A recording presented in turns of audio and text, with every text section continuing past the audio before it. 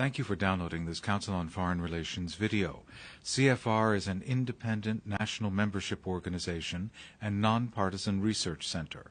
For more information, please visit us online at cfr.org. Good afternoon. My name is Peter Navario. I am a new fellow here at the Council on Foreign Relations. I've just been here for 2 months. This is my first roundtable series, and thank you all very much for coming.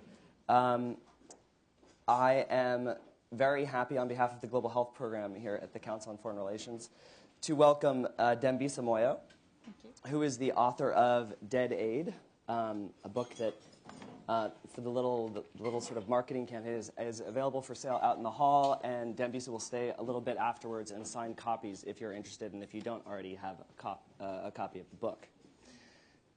So welcome, Dambisa. Thank you very much. Before we get started, I just want to go through a few administrative necessities. First of all, if you could make sure that you've turned off your cell phones and your BlackBerries. This session is being recorded, and they interfere with the recording equipment. I apologize, I'm getting over a cold, so I have a bit of a scratchy voice. The other thing to mention is that this meeting is on the record. So that means that statements can be attributed to speakers, and it's important to announce that here at the Council. I mentioned that the meeting is being video recorded, and it will be posted on cfr.org after this session. In terms of the format, Dambisa is she's prepared a few remarks. She's going to speak for about 15 minutes. I've prepared some questions that will last for another approximately 15 minutes, and then we'll spend the last 30 minutes doing an open floor Q&A. During the Q&A session, please raise your hand. If you're called upon, somebody will come to you with a microphone so you can ask your question and everybody can hear you. When you do ask a question, I'd ask that you make it short and concise. The more questions we can get in, the better. So thank you for your brevity in that regard. And I mentioned that after this, Dambisa will be signing books. So again, thanks very much. Welcome, Dambisa. Maybe we could start off, and you could just briefly tell us a little bit about yourself. Sure. Where you came from. Sure. First of all, thank you very much to everybody for being here. I really appreciate people taking time out of their schedules. It to me suggests that people are at least as concerned as I am about the current state of the African continent. With respect to your immediate question, I was born and raised in Zambia. Actually, a brief bio is actually in the preface of my book. Was born to two people who were very young, raised in the colonial period in what was then Northern Rhodesia, today Zambia. My parents grew up in rural Africa. Without going into details, by luck, I suppose, ended up being two of the first university graduates, black graduates from the University of Zambia. My father subsequently decided to come to the United States on a scholarship to do a doctorate and studied at UCLA, and then completed his doctorate at University of Wisconsin at Madison. So sort of my early days of life were here in the United States. I was born, as I said, in Zambia. We went back to Zambia, and I very much view that my formative years, being a teenager, secondary school, and part of university were all in Zambia. And in 1991, my studies were interrupted because of an attempted coup in my country. The university was shut down, and again, through serendipity, I ended up coming back to the United States to complete my undergraduate degree. I spent some time working at the World Bank in Washington, D.C., subsequently went to do a master's at Harvard at the Kennedy School of Government, was taught by Jeffrey Sachs and Paul Collier, who many of you will be familiar with. They've been big pundits in the development arena, and followed Paul Collier to Oxford, where I did my doctorate, and spent the last 8 years working in the financial markets in an investment bank in London. The book has been a project, sort of a labor of love. I actually I can't pinpoint one exact moment when I decided to write it. However, I would say that over having the privilege of studying abroad, but also spending time working in the capital markets and being able to meet people particularly from the emerging markets who I very much felt were coming from regions of the world that were showing significant improvements in growth. It always troubled me that there were not that many Africans given the size of the continent and the population. So that's basically my background. Great. So I know you've prepared a few comments, Sure. and we can start with that, and then we'll move to the questions. Sure.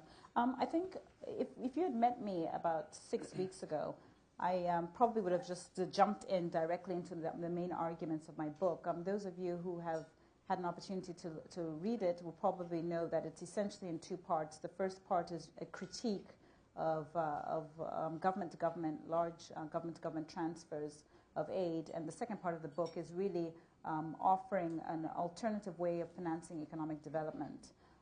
What has happened in the past 6 weeks has been that I've been very fortunate to get a lot of attention and interest from a broader range of sources, but I've also received some significant pushback, and therefore I felt that when I have an opportunity to meet people in this type of a forum, it's probably important for me to go over what it is I am saying in the book and what it is I am not saying in the book.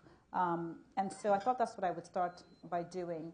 I would also like to just, if you indulge me, begin this discussion by referring to a meeting I had last Friday. I was in Oslo for the first time in Norway at the invitation of the Minister of International Development there. For those of you who know Norway, you'll know that they are one of the biggest aid givers in the world. Just about, I think it's last year, if I'm not mistaken, they reached their 1% of income target of aid, and they're very proud of that. And so I have to say, it was kind of peculiar to be invited to go and have a debate, public debate amongst journalists with the minister. But it was incredibly interesting. I learned a lot. And one of the things that occurred to me is after the discussion with the minister in this public forum, one of the journalists walked up to me and said, "I have to tell you, I'm quite disappointed." And I said, you know, what's the problem? And she said, "I'm disappointed because actually you agree. You and the minister actually fundamentally agree." And it turns out that fundamentally we do agree on three things. And I think we all agree as a global society on three things, which I would like to start off with. And perhaps some people will disagree, but this is where I think there was some commonality. First of all, we agreed that Africa cannot and should not be on aid forever. And so it was neither desirable or sustainable that Africa should be on life support or on an aid system for the rest of its time in its existence. And I think it was quite refreshing that we agreed with that. Of course, the issue then becomes timing, but we will get to that point later. The second thing we agreed upon was that governments are critically important and are needed in terms of pushing forward the development agenda in the context of the African continent. Now, it was quite funny because I realized that perhaps like the United States, Norway has got quite a clear dichotomy between left and right. And so I think I might have disappointed a number of the right wing in Norway who felt that me saying that government should be highly involved in development seemed to be a contradiction and perhaps schizophrenic, given the second half of the book, which really talks about a lot of market interventions. But nevertheless, it seemed very clear to me and to the minister that governments in Africa had to take responsibility and lead the charge in terms of reducing poverty and creating jobs and ultimately producing long-term growth across the continent. So that was the second thing we agreed on. The third thing we agreed on, which was completely shocking to me, and these are the words coming from the minister, was that aid has contributed to the dysfunctionality of a number of nation states in the African continent. Now, I wasn't surprised at that thesis because, as you know, the first half of my book talks about this, but I was surprised that the minister was acknowledging this piece of information. In any case, my point here is really to say that we ultimately all, I believe, have the same goal, which is to see Africa become an equal partner on the global stage. We want to see poverty reduced. We want to see job creation. And to use Paul Collier's words, we want to see a situation where Africa no longer is shearing off from the rest of the world. And in that sense, I think we all agree. I just want to say a few more words about now sort of what I think has happened in the past 6 weeks or 2 months, and what it is that I am saying. First of all, when we talk about aid, there are so many different types of aid interventions. In some of the reviews and criticisms that I've seen in the media about my work, I realize that people, I believe, are deliberately misinterpreting what I'm saying. In the book, I basically, on page 7, talk about the fact that there are at least 3 types of aid. Even that delineation perhaps is up for debate, but nevertheless, the 3 types of aid are humanitarian, or sometimes known as emergency aid.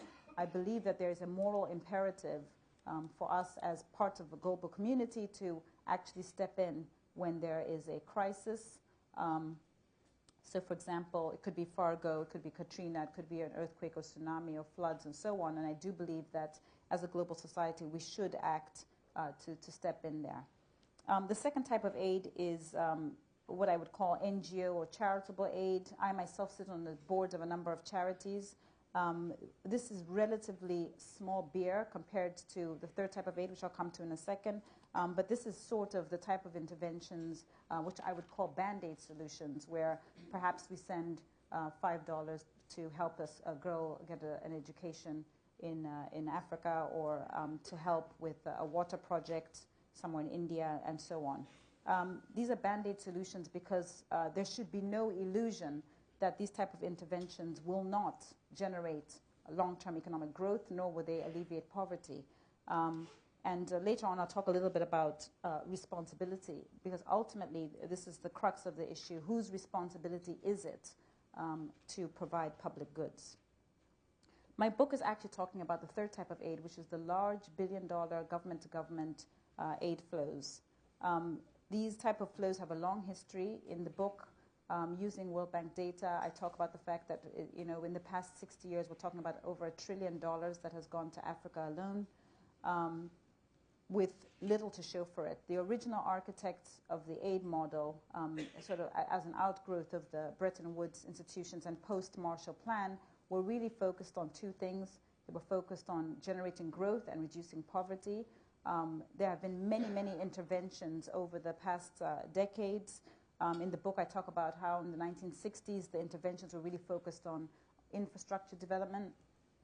In the 1970s, the focus was really on poverty. And then we get to the 1980s, where they're talking about aid interventions in the form of structural adjustment and stabilization programs. We get to the 1990s, and everyone's talking about governance and the need to intervene, to provide, to encourage democracies. And then we come to the sort of 2000s, in which what I essentially call glamour aid, which is basically an onslaught of NGOs going into Africa, effectively, again, providing Band-Aid solutions, because, again, I believe there's no illusion that their interventions can provide long-term growth and reduce poverty. My book is not here, or it's not been written with new ideas per se. The book is actually dedicated to Peter Bauer, who some of you may be familiar with his work. He was a Hungarian-born economist who in the 1950s and 60s was very critical of the aid model, partly because of his experiences, and he wrote very extensively. We had a number of experiences in places like Nigeria and Malaysia. In fact, he coined the phrase that effectively aid was taking money from poor people in rich countries to give it to rich people in poor countries. And he was an incredibly interesting person. I never had the opportunity to meet him, but I have met a number of people who knew him, very colorful.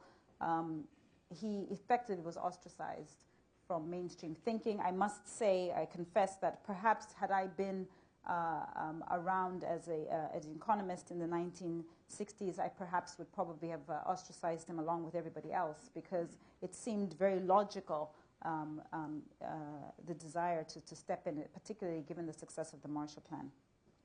Nevertheless, Peter Bauer was right that a lot of the predictions that he had with respect to the ineffectiveness of aid have come to bear. I just really want to emphasize that my role is just yet another voice in the debate and the discussion about the fact that aid is not working, it is not delivering growth, and it's not reducing poverty.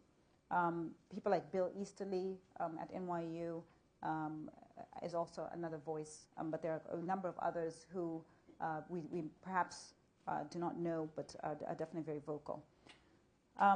I'm not talking about bailout aid. Again, this is another point I want to clarify, because people say, oh my gosh, you're saying that the IMF shouldn't go into Eastern Europe. That's a very different type of aid, and very much like the Marshall Plan and places like Ireland and the Green Revolution in India, those type of aid programs have been relatively short, sharp interventions, unlike the open-ended commitments that today are characteristic across the African continent.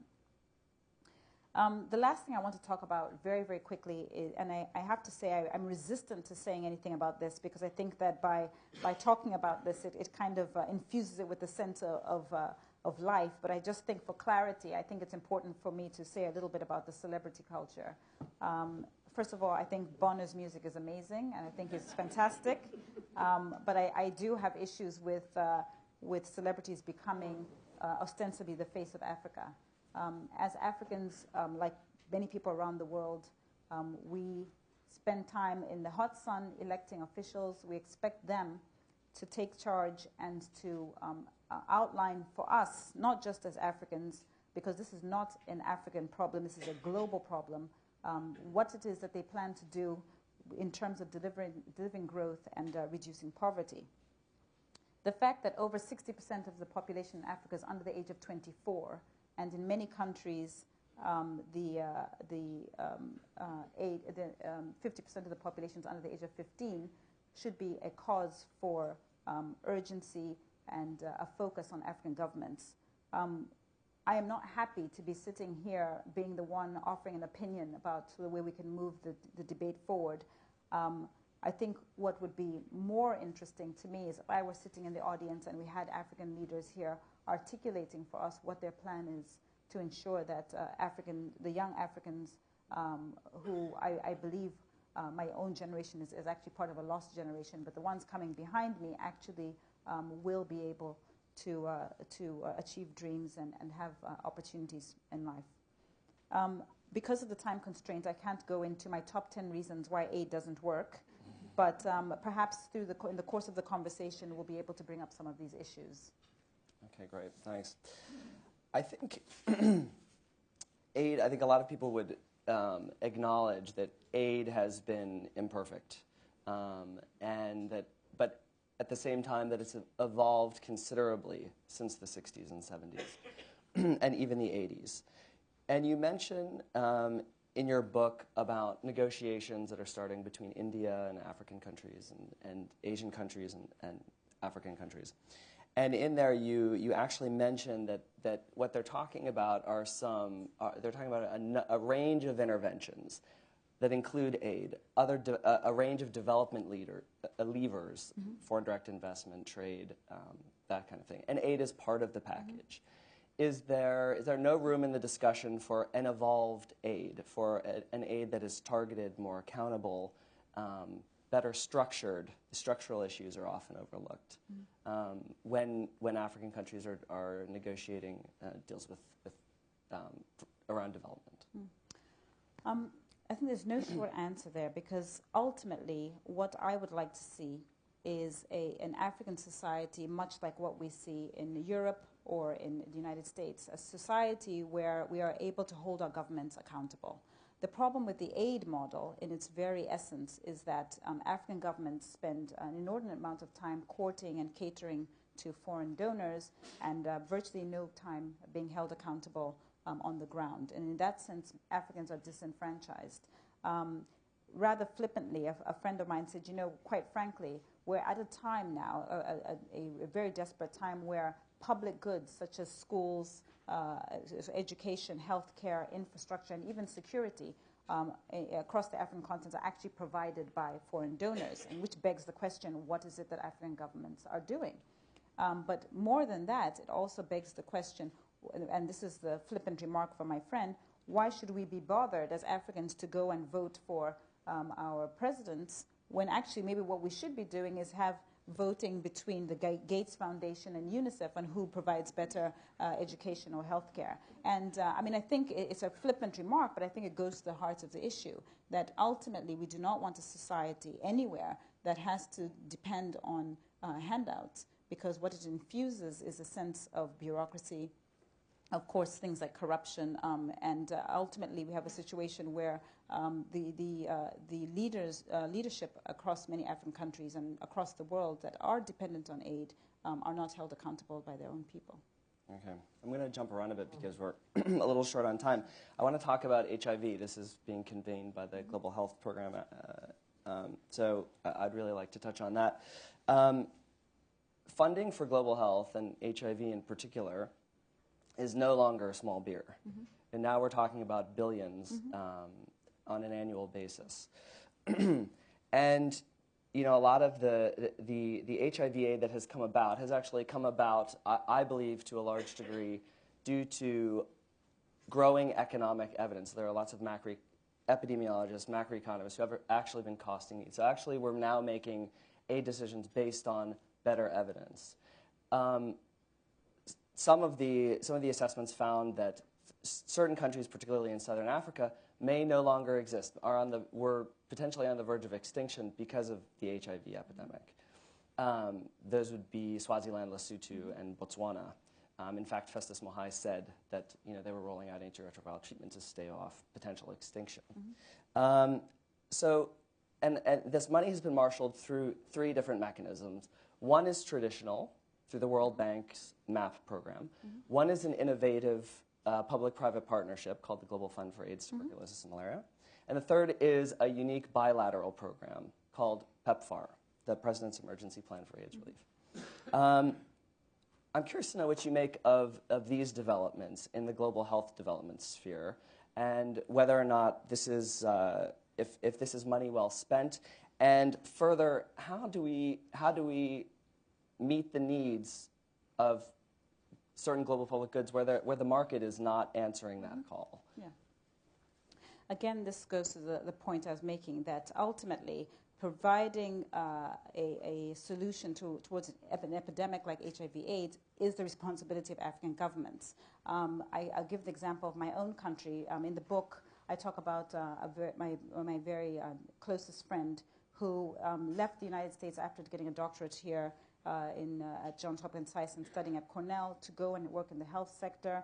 She spent 3 years in the health sector, quit in January out of frustration. The reason being that her experience has been that, like many other countries in Africa, the government has abdicated its responsibility completely.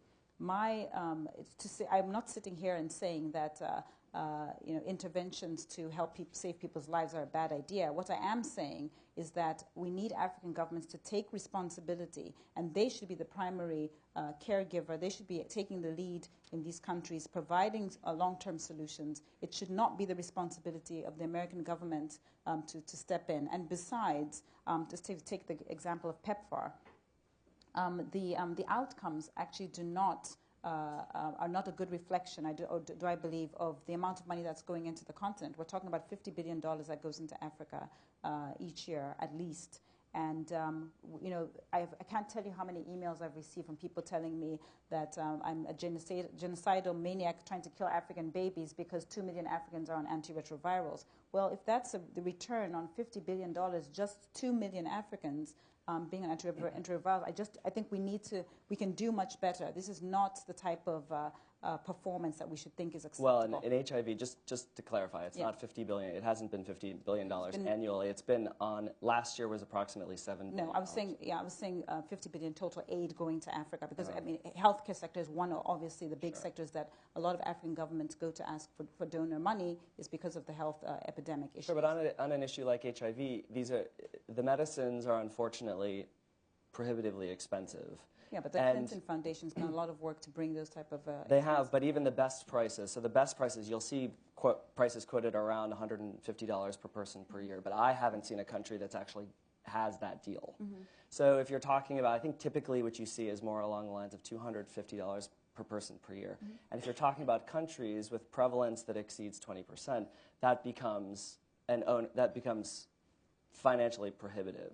So in the interim, what is the answer? I mean, scaling up, and I hear what you're saying about it, abdicating responsibility, and I agree with that. But what is the answer? And there's a gap here that needs to be filled. And I think that's precisely the point, which is why I actually sit on charitable boards, because I do think that there is scope and a role in the interim. I think the problem is that too often African governments and African policymakers interpret aid interventions as long-term permanent income, and that fundamentally is the problem. And I think that the reason we're in this low equilibrium is because the interventions, there is no discussion about exit. There is no pressure put on African governments to take responsibility for these organizations. And besides, I mean, looking at PEPFAR, not only are the outcomes pretty paltry given the amount of money going in, but also, if you think about the amount of money that actually gets to the ground, I mean, people are talking about 20 cents on the dollar. In this era, we've had enough experience,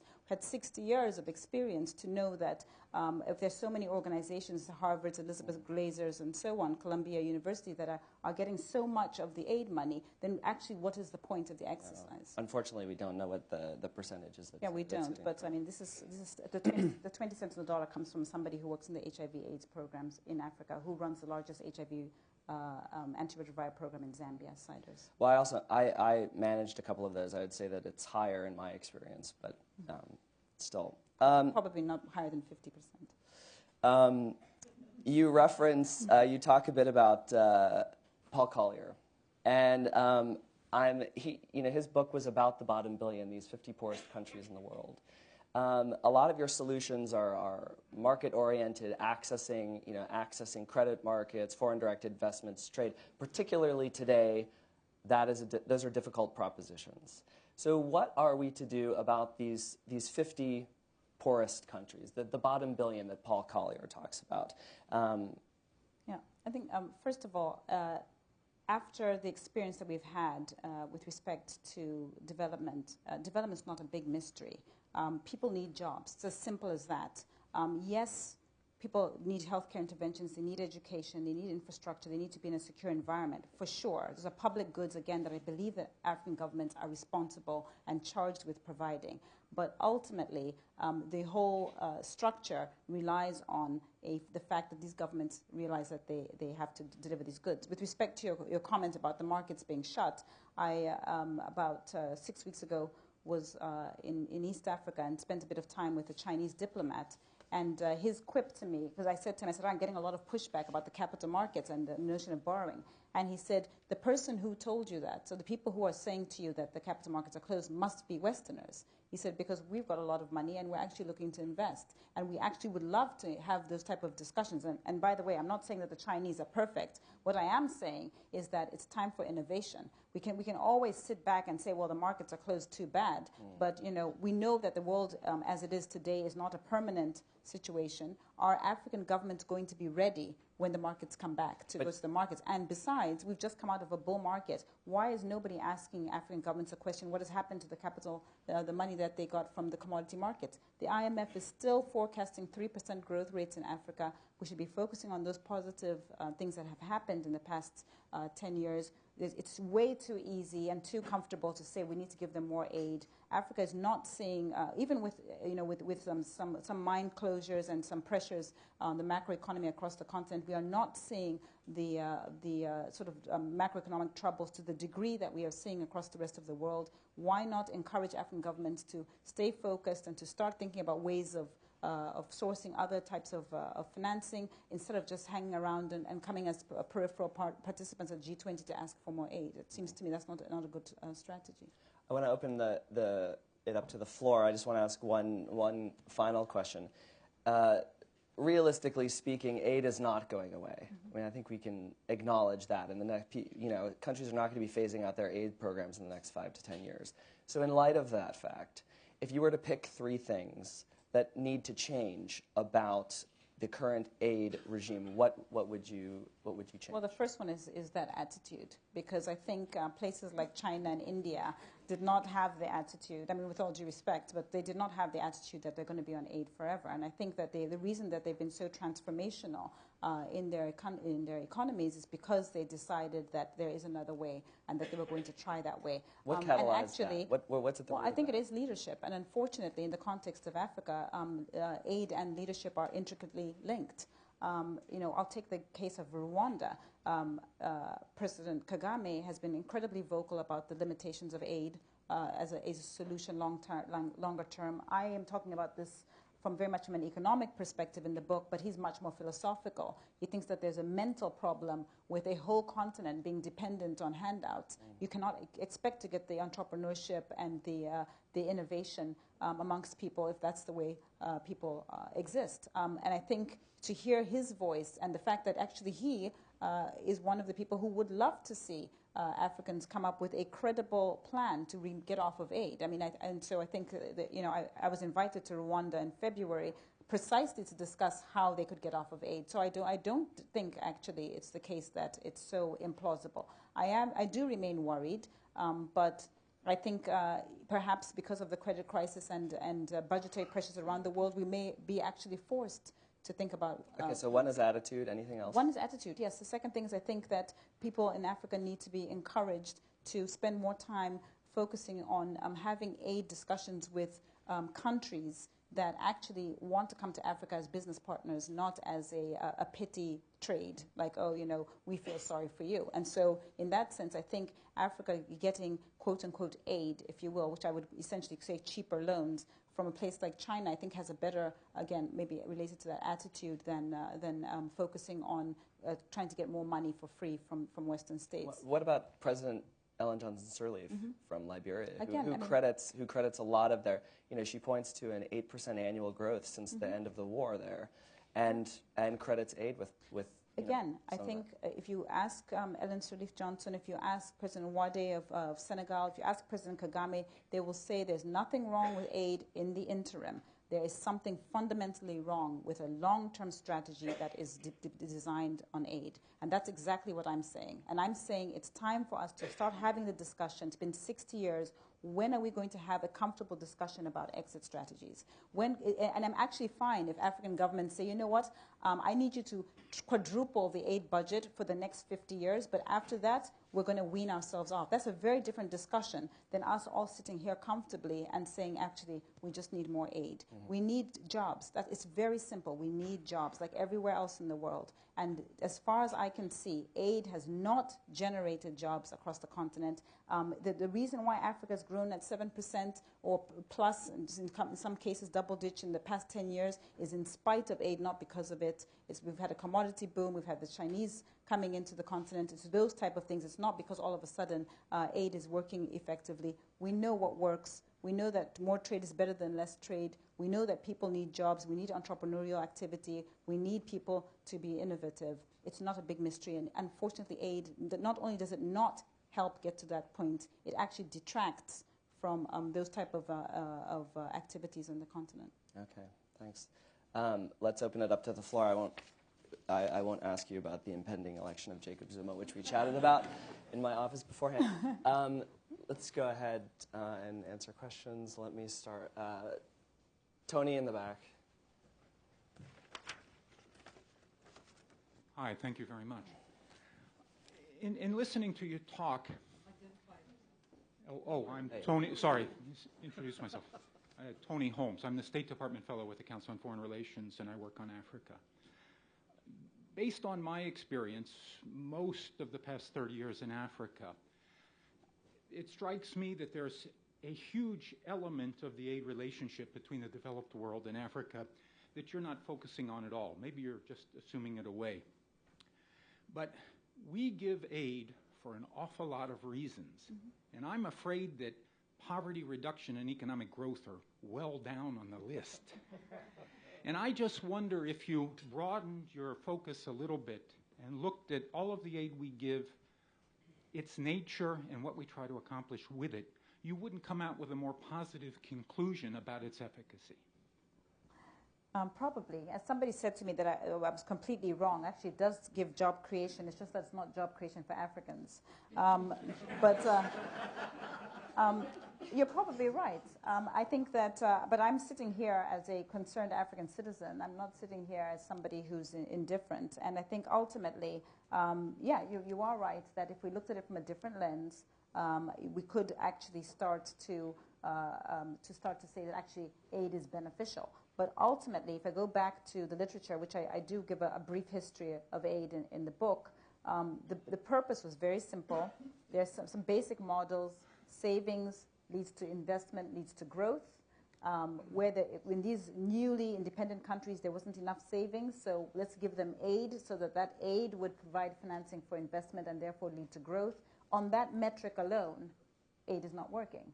And so that's the metric that I'm using. The fact that people change the goalposts and they say, well, actually now 2 million Africans are on ARVs and perhaps there's another reason why aid is being given is to me relatively immaterial, particularly to the extent that aid is not innocuous. The problem is that it actually is limiting the opportunities for growth across the continent, and that's why I've written this book. Please state your name and your affiliation. John Beatty from UBS.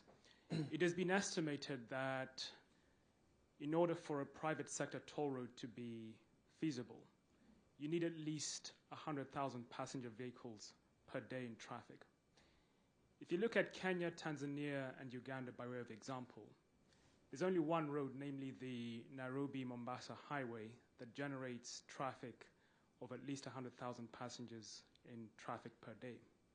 Given the lack of sufficient passenger traffic in a lot of countries, would you not say that there is a role for the public sector to be involved in financing road development, especially as infrastructure is one of the critical issues that African countries face as impediments to growth? Mm-hmm. I'll just say what I commented on earlier, which is that absolutely there's a role. When you say public sector, absolutely agree. There is a role for public sector. What I'm quibbling with here is the manner in which the public sector would finance those type of interventions or that type of delivery of infrastructure. I actually did write a paper while I was at Goldman Sachs last September. I published a paper on infrastructure costing in Africa, not just roads and railways, but also mobile phones, and broke down in detail how much it would cost. And actually, it is cheaper than we would think in terms of sort of an initial reaction. My point is that absolutely, we need public sector interventions in those places, but ultimately we want to have the discussion on where African governments can raise the money to finance those infrastructure programs. It could be aid in the short term, but the problem again is we do not want open-ended commitments, and too often these open-ended commitments, as we were talking about earlier, become a sort of an artifact of the model of development and policy making. People begin to think of it as permanent income. They put roads in place and they don't bother having toll roads, even in the cities. And so ultimately we're trying to get to a situation where African governments will start to think about investing in infrastructure, but by finding ways of financing development that are not just aid. Mahesh Kotecha, Structured Credit International. I was also an adjunct senior fellow here some years back working on capital flows to sub-Saharan Africa. I'm pleased to see that you are talking about capital markets' role here as well, and I would say that there's in the current market environment where the private sector capital markets have essentially collapsed and led to the financial crisis. A book like yours is extremely timely because we are liable to throw the baby out with the bathwater, where the lessons of private sector benefits that can accrue in development can be forgotten because of the errors and egregious mistakes made in the financial sector, which have led to a major meltdown. So I commend you for doing that. But I think the big issue, I would say, is you need to address African leadership. And I hope that you convene a forum to do that, because I've found, for example, that in what you talk about as far as capital markets access, Most countries, 20 countries are rated. You talk about ratings. They do not know how to use ratings. One country that you mentioned, Ghana, has access markets, but most of the countries that come here with the ministers of finance and the central bank governors and the presidents, they go to Washington. They don't come to Wall Street. They don't go to talk to market participants and investors. They go and chase aid. That's what's got to change. I think that will then change things much more effectively, because then the parties who are taking their aid will say, no, thank you, we want the other part. So my question to you is, how effectively are you trying to persuade the leadership in Africa? Yeah. On the point about the free market, I just want to refer to or paraphrase the inaugural speech by President Obama, where he said that what is up for debate right now in the sort of in the credit crisis era is not whether or not the free market works or not. We still have 300 years of history that it is still the best system at delivering wealth. Now, that's not to say that unfettered or unshackled capitalism is okay. We've obviously learned that lesson. But I think you're absolutely right. I think it would be completely foolhardy for us to toss it all aside, given the evidence that we've seen. And actually, I have to say that in reading the sort of media and press around the debate, I haven't really found that people are swinging so far against the capitalist model. Of course, people are upset, but I think it's by and large we accept that it's got merits. Part of the reason why a lot of the leadership, I believe, and I talk about this again in the book, come to Washington as opposed to going to Wall Street to try and explain why people should invest in those countries is because it's easy. For people who've worked in the capital markets, they know how tortuous it is for somebody who's looking for a loan, and how rigorous the questioning is, how you have to go around and meet numerous investors, not all of which will be interested in investing in you. So you have to come up with a credible story. It's much harder than picking up the phone and basically drawing on people's heartstrings, essentially, or essentially capitalizing on the fact that the multilateral institutions have to lend, otherwise they themselves their existence becomes challenged. So I do think that it's unfortunate, and I wish that African governments were encouraged more to go to the capital markets. I know for a fact from senior Ghanaian officials that they were heavily discouraged by the multilateral institutions from going to the international capital markets, even though they did a very successful bond issue. It's that kind of an attitude which is not helpful. It's not constructive longer term. With respect to leadership, everything that I've discussed here is irrelevant in a place where we have bad leadership. The problem with the aid model, as I said earlier, is completely and intricately linked to the bad leadership that we see across the African continent. It's no surprise that 6 weeks ago, former president of Malawi was charged with stealing aid money. It's no surprise that my own former president, Chiluba, is embroiled in a scandal for stealing aid money when actually, at the time he was getting that money, he was labeled one of the development darlings, got HIPIC thing. Those type of things will continue. It's no surprise that in the past 6 months there have been 4 coups in Africa. These type of patterns will continue to happen until people have a vested interest in their countries and the African governments, African leadership are held accountable to the African people. It's not good enough that the face of Africa has ostensibly become these celebrities who are carrying a negative message about this continent. This does not help bring in investment. African governments know what they need to do. They have a responsibility. We must hold them responsible to deliver on that. I have a question over here. Jim Silkenhead, Aaron Fox Law Firm. Would your criticism of aid also apply to the kinds of aid provided by groups like the International Finance Corporation that consist primarily of loans to and investments in the private sector in Africa? It wouldn't. I think if I had to criticize the multilaterals, it would be that they have good ideas, but they're not aggressive at implementing them.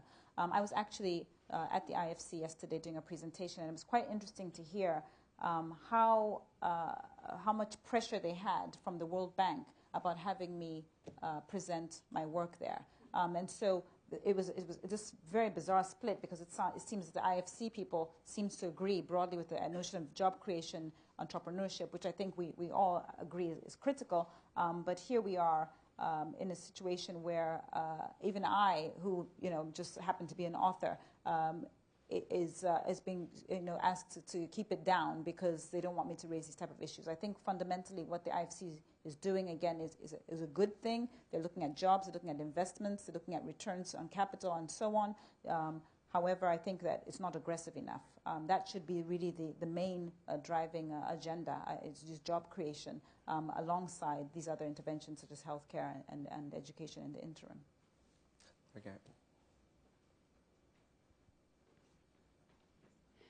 I'm Lori Garrett. I run the Global Health Program here. And I want to, well, first of all, I doubt that when you wrote this book, you thought it was an act of courage. Definitely. But you probably now know that it was. And you've probably now faced that. When I lived in your country the first time, it was at a time when Chile suddenly opened up its copper mining industry, and the global market was glutted with copper, and Zambia's GDP plummeted. And because that was all you had as an export commodity, the country was in a state of basically economic collapse. So you're a commodities market dependent society, and nothing's really changed since those bad old days when I was living there and Kenneth Kaunda was president. What I wanted to ask you is, I wrote a piece 2 years ago in Foreign Affairs called Do No Harm, and one of the key points of the piece was that the global health enterprise lacked any exit strategies. I kept using that phrase, so I'm loving hearing you say that. And I took a lot of heat for that. There was a tremendous amount of criticism because it was perceived as you put it, somehow heartless, not caring whether or not people lived or died. But the weakness, the vulnerability in your argument, I think, is that we here in the wealthy world have certain public goods that are almost 100%, or in some countries are 100%, financed through tax revenues. It's kind of hitting on the toll bridge question, the toll road.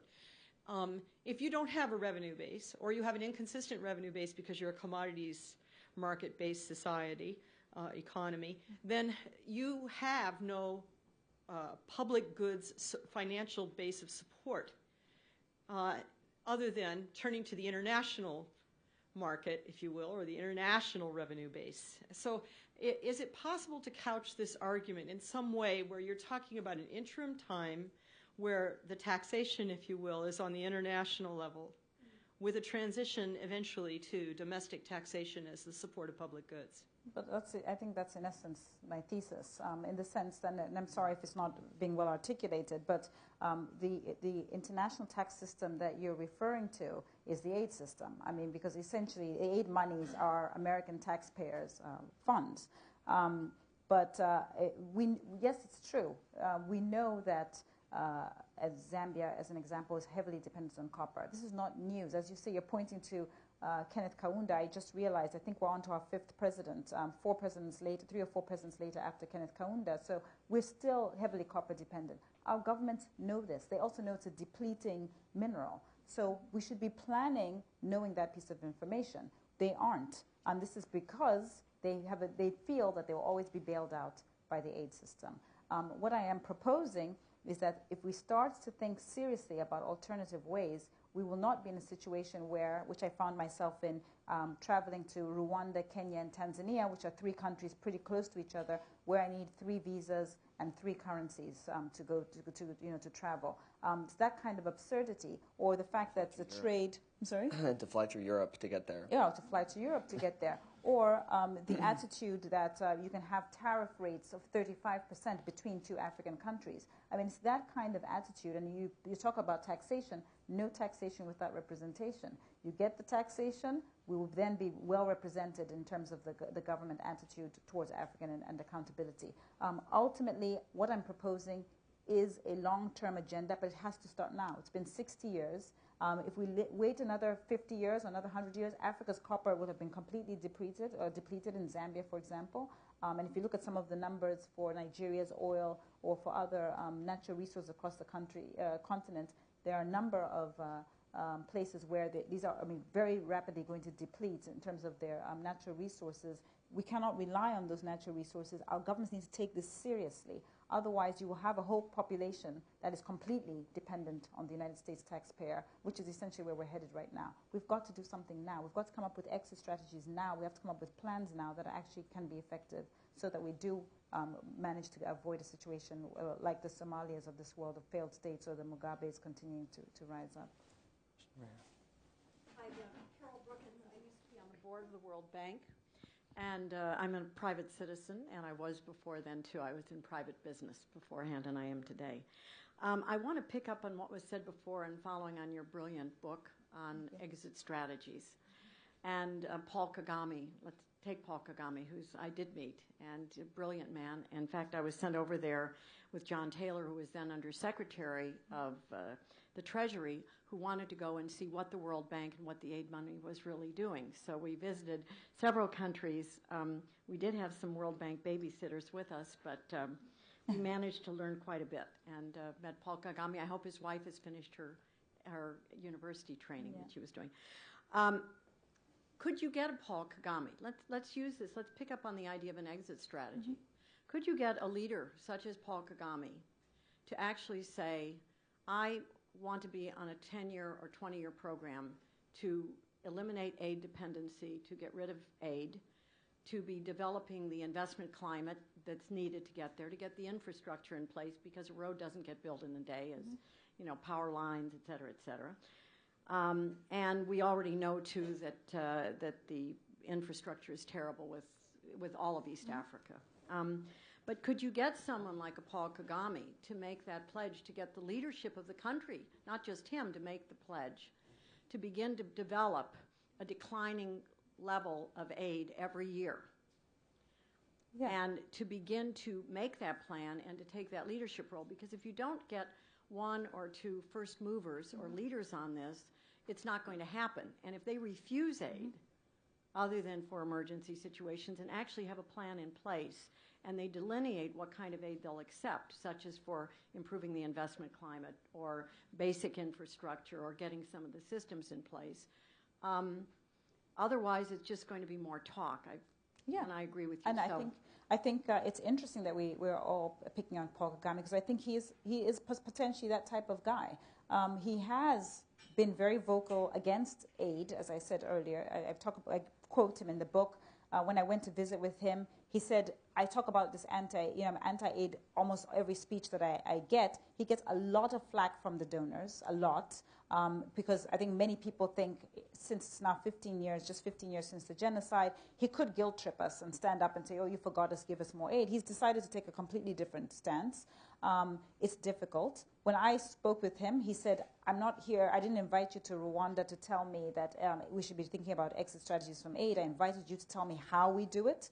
And I have to tell you, it was a very different discussion, because he was like, well, if we have 100 coming from aid, can we get 60 from trade and 10 from capital markets? And I mean, that was a very different discussion. I have a lot of faith in what he's doing. I do believe that actually he is very seriously looking for exit strategies. He's trying to bring in private sector investment. Is it easy? No. I do think also that getting the timing right is imperative. I'll tell you, when I was flying, two very quick things.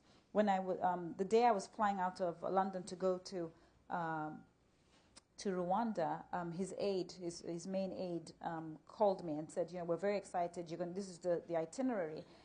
And he said, by the way, just so you know, because in the book I basically talk about a phone call where the donors will call African governments and say, right, you've got 5 years to sort yourself out. They may decide to increase the aid or keep it the same levels, but you've got 5 years and then we're going to wean you off. And the aide, his very senior aide, said, just so you know, we've been having discussions about getting countries off of aid, Rwanda off of aid, and we don't want to sit here and wait for that phone call to come. We want to make the phone call. And I was really elated because it was such a refreshing comment. Now, whether or not it actually happens is a different thing. The last thing I would say about Rwanda is I did leave with a tinge of sadness, because so much of what happens in Africa lives or dies by one person. As people in here, Philip, I'm sure knows, a lot of the things that Kagame has implemented are objectively amazing interventions. I mean, some of them some people will call them authoritarian, but Frankly, it's one of the Kigali is one of the cleanest cities I've ever visited. They have many women in parliament, which is partly an artifact of the genocide, but I think it's also very well encouraged. I think it's a handful of people, maybe 5 people in government have official cars. Everybody else has to drive their own private vehicles, so that they've cut back on government expenditure. Mobile phone use is limited, so I don't know what the number is, but something like, let's say it's $100 per person in government. You go over that, you have to pay out of pocket. The tinge of sadness comes from the fact that it's so obvious to me that were President Kagame to step down or to pass on or so on, it's so tenuous. And it's too easy to go back to a system of everybody gets a car. And there was an element of sadness that here's somebody really trying hard, who's, I believe, is not being encouraged by the donor community. In fact, if anything, you could say, I'm sure, if he was sitting here, he gets a lot of flack from having even talking about exit strategies and the need to get off of aid. So that would be I hope there will be more people. President Wade of Senegal has talked about aid being not a long-term solution, but again, I think we wish there'd be more, and I wish it would be much more aggressive. We only have time for a couple more questions. I'm going to take some people who raised their hand earlier, and then I'd encourage you to try to grab Dambisa after here, and then we'll go back there afterwards.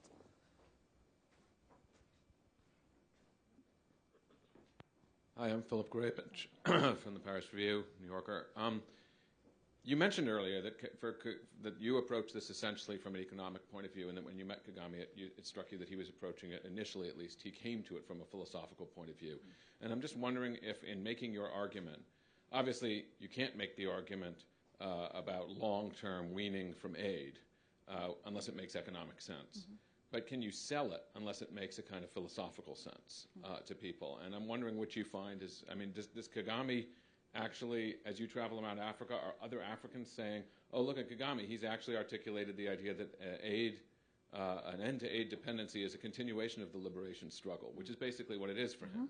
He watched what happened to Rwanda in 1994, and he realized that the world was his enemy to a very large degree. Its do-gooders were the biggest obstacle to his progress in almost every form. And the point was made earlier that aid is very good for the countries that give it, and that he saw that was not, his interests weren't being followed.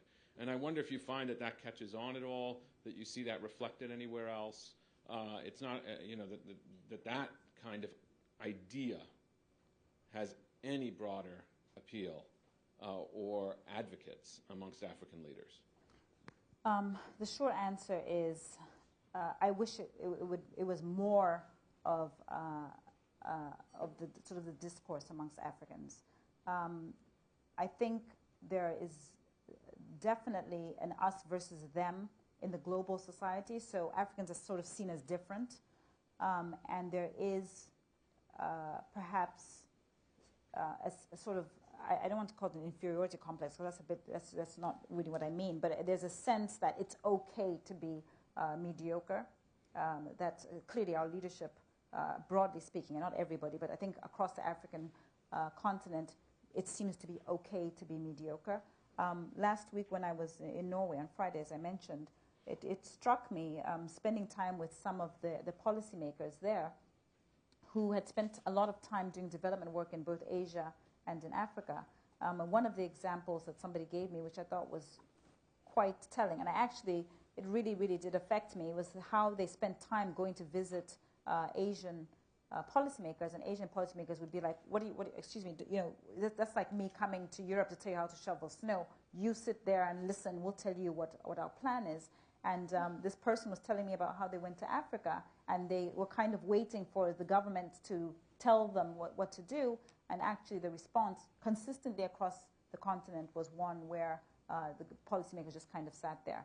The good news is I think that's very old school. Unfortunately, there's still many old school types running the continent, but I think the new blood of Africans want to be part of the global. We want to be on Twitter, we want to be on Facebook, and we want to be a part of global connectivity. And I think this debate will be much more part of this so liberation, if you will, than it has been in the past. And I think Africans will not will no longer tolerate mediocrity in the manner that it's been tolerated in the past 30 years. Is Ian Kama a potential ally here? I mean, but when you travel around Africa, everybody talks about Botswana. Oh, but that's Botswana. They're an exception. They've got diamonds, and and everybody said we're different from Botswana.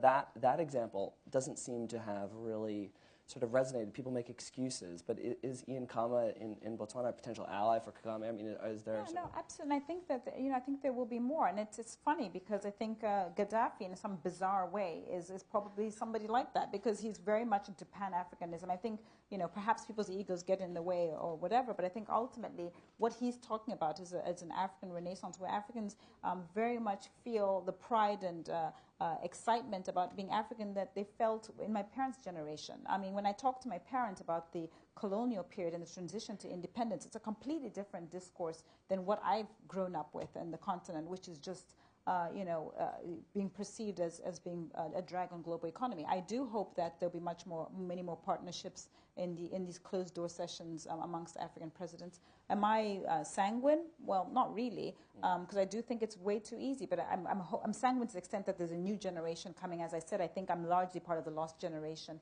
but there will be younger Africans who will take a much tougher step. One final question. Sorry, we don't have much time left. I'm Carol Bogert. I work at Human Rights Watch, so I naturally want to ask about some of the human rights implications of the things you've been talking about. I was very encouraged to hear you talk about the need for governments to be responsive and responsible and accountable to their people.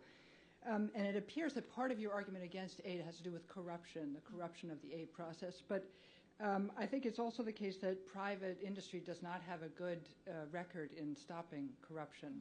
And of course, African people must demand accountability from their governments, but what happens when they don't get it?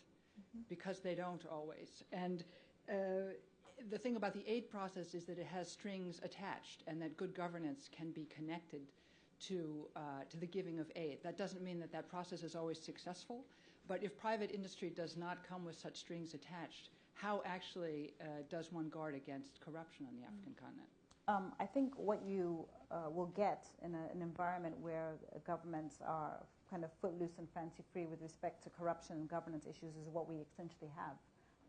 A continent where the growth remains paltry, poverty levels continue to rise, and people are actually happy when the rate of growth and poverty is constant. Somebody was telling me yesterday, yeah, but there's been significant improvements. Poverty is not increasing as rapidly as it has. Well, fundamentally, these are not the type of things that we want to see. And I think Africa, the failed states, the number of civil wars in Africa, and civil unrest being more in Africa in the 1990s than the rest of the world put together, those type of statistics are very much an artifact of a model where of the aid model, as I argue in the book. But I think more than that, if conditionalities worked, if strings were attached to these loans and they actually could be implemented, I wouldn't be sitting here. I wouldn't have bothered to write the book because actually we would have had a better situation. The fact of the matter is when I give examples of the president in Malawi, the Zambian president, it's because we are all incentivized to keep the lending going in the sense that, as I said, multilateral institutions need to lend.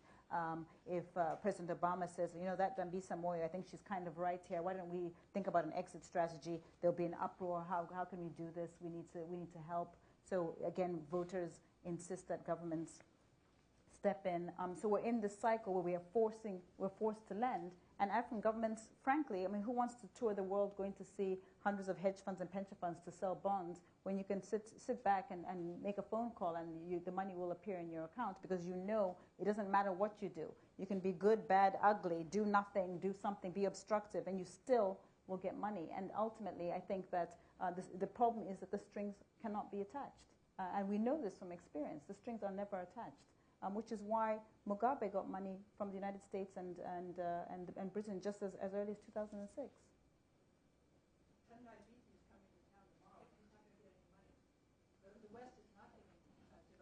That might be now, but I can tell you I have statistics from the British government. 2006, the British government and the American government, $300 million was transferred to Zimbabwe. No, I'm not saying... No. I'm not saying that. Ultimately, what we want is accountable government. That is ultimately what we want. And the way we get accountable government is by no taxation without representation. Obama knows he's responsible to the American people. He will be out of office if he doesn't address those issues. That is not the situation in Africa, across most of Africa today, because African governments know that as long as they court the donors, they're not going anywhere. And the donors do not require them to behave in a particular way. They will get aid whether or not they behave in a good way or in a bad way. And that ultimately is the problem. As I said, if you can find a way to ensure that African governments are held accountable and behave in the right way, I'll be behind you. But the fact of the matter is you won't be able to do that because the World Bank cannot afford not to lend to African countries, nor can the United States government. I'm afraid we're going to have to end there. Let's thank Dambisa Moyo for joining us. Thank you so much. I appreciate you. And thank you all for coming. Thank you for watching this Council on Foreign Relations video. For additional audio, video, and transcripts of CFR meetings, as well as expert analysis of international news, please visit us online at cfr.org.